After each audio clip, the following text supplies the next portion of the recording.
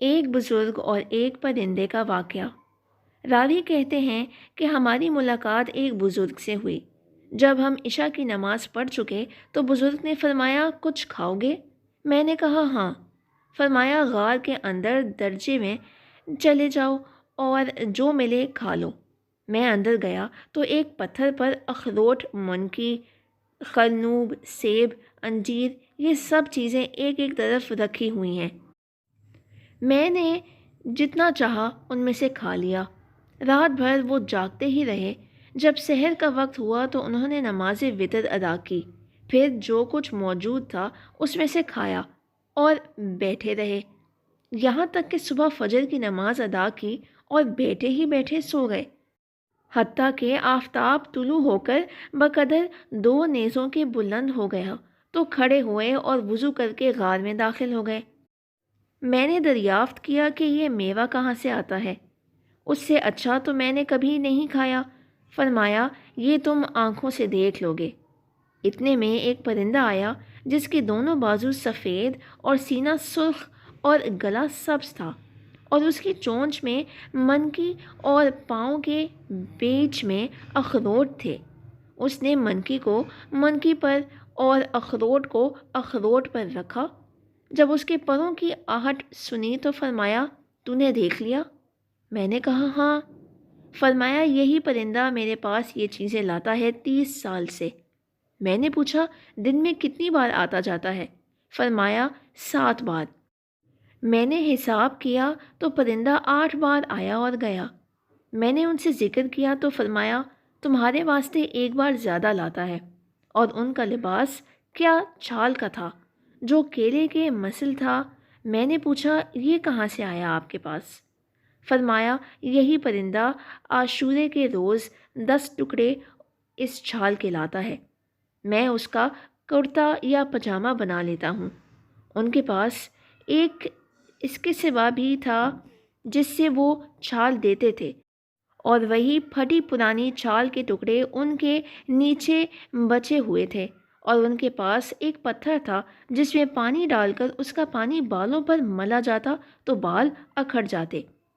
ایک دن میں ان کے پاس بیٹھا ہی تھا کہ 7 آدمی ان کے پاس آئے جن کی آنکھیں لمبائی کی جانب پھری ہوئی تھیں اور سرخ تھیں، اور ان کا لباس ان کے بال ہی تھے۔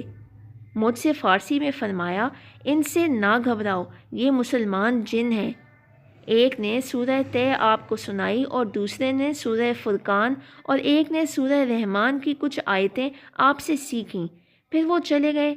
میں نے انہیں بعض مرتبہ سجدے میں یہ دعا پڑھتے سنا، اور وہ اس دعا کو آواز سے پڑھتے تھے۔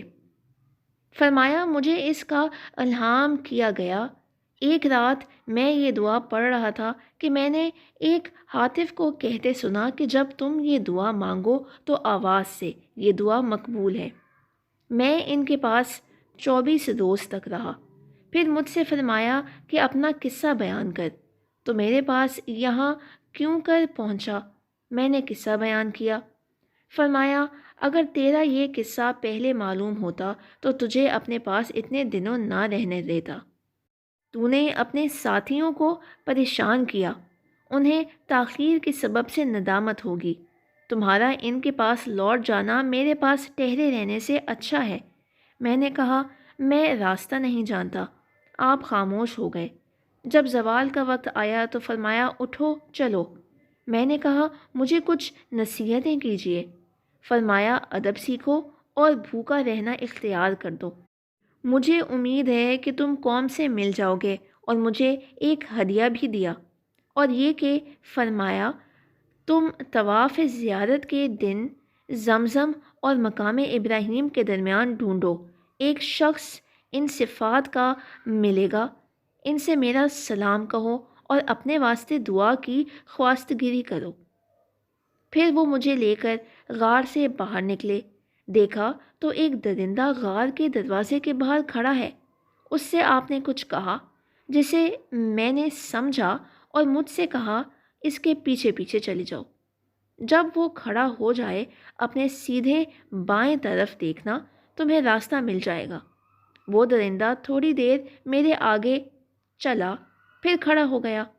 جب میں نے اپنی سیدھی جانب نظر کی تو دمشق کی گھاٹی نظر آئی۔ میں دمشق کی جامع مسجد میں گیا تو بعض ساتھیوں سے ملاقات ہوئی۔ میں نے ان سے قصہ بیان کیا اور ہم سب ان کی تلاش میں نکلے اور بہت سے آدمی میرے ساتھ ہوئے۔ چنانچہ ہم اسی پہاڑ اور چشمے پر پہنچے اور 3 دن تک اس غار کو ڈھونڈا مگر اس کا پتہ نہ چلا۔ پھر انہوں نے کہا، یہ چیز تم پر ظاہر ہو گئی اور ہم سے پوشیدہ کی گئی ہے۔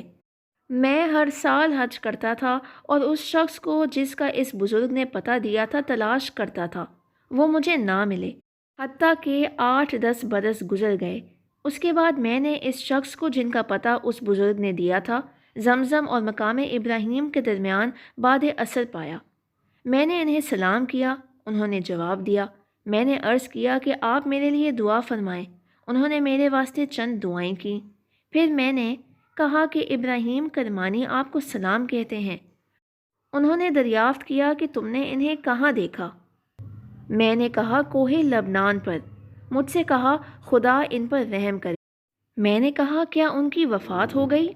کہا اسی وقت میں نے ان کو ان کے بھائیوں کے ہمراہ غار میں دفن کیا ہے اور ان کی نماز ادا کی ہے۔